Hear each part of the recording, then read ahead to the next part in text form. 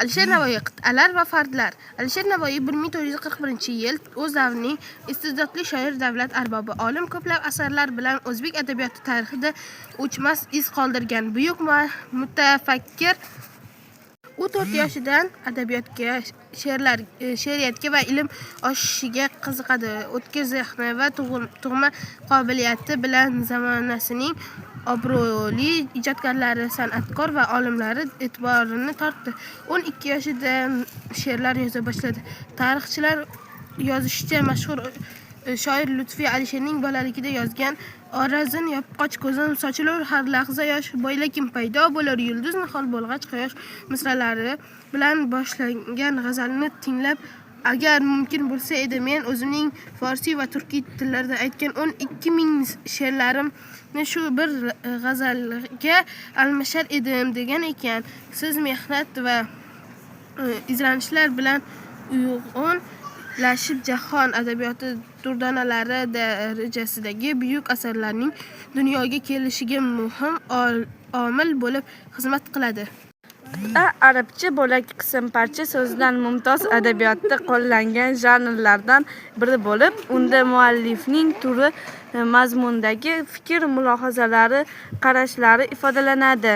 Qit'a 2 bayt, 4 qator va undan ortiq bo'lishi mumkin. Unda har ikkitasi misra qator o'zaro qofiyalanadi.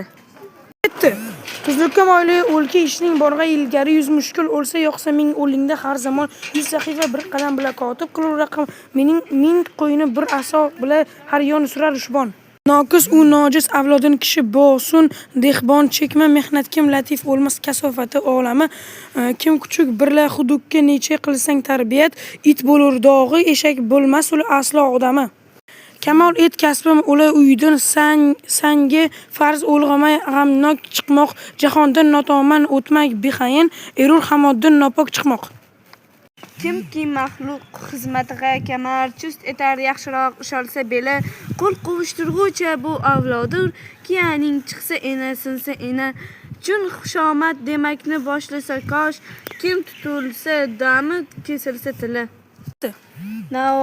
Navoiy tiling asrag'il zinhor desang kim yemay daxil ishidan fusus nazar qilki oq o'g'izi tilsiz uchun qulur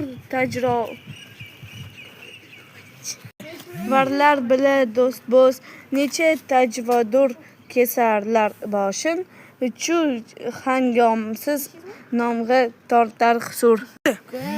Ilmdan kasb qilki sur ermas charx mushkillarini hal qilmoq lekin ul ilm dog'i naf etmas bilimdon bo'lmasa amal qilmoq. Kimki o'zluk imratin buzda bo'ldi naqd fano aning muzda ul imratni buzmaydi so'lik bo'la olmas bu naqdga molik.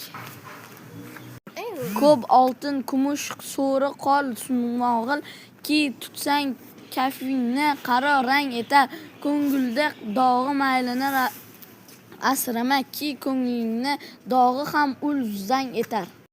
Erur ahli hunar qo'shinda hunar ayb yo'qmoq dog'i hunar topmoq. Hunarim eling oshkor etmoq yo'q esa bori aybimni yo'qmoq. Fard arabcha yakka yolg'iz so'zdan mumtoz adabiyotda qo'llangan janrlardan biri bo'lib, unda muallifning hayoti kuzatilishiga asoslangan xulosalar, g'oyalar ilgari suradi. Fard bir bayt 2 qatordan tashkil topadi. Yuqor yomonlik angim kirar yomon el aro ilki urg'on qilur ilgina qaro. Kishi aybinglik ul erur ko'zgu chu ko'zgu tiyar bo'ldi o'zga aybing zohir aylarmu. Kishi aybin yuziga qilma zinhor ta'mul ayla o'zi aybinga zinhor. Men sinuq ko'nglim sinuq sabrim o'y xud yerga past bilmagay holim shikastin ko'rmagan buncha shikast.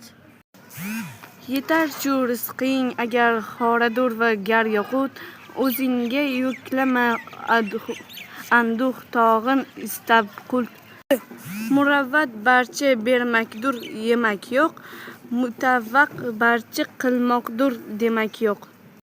El ichra ey husud, seni qildi haq zalil. Kim nahoq elga sizdan haq molg'a baxil.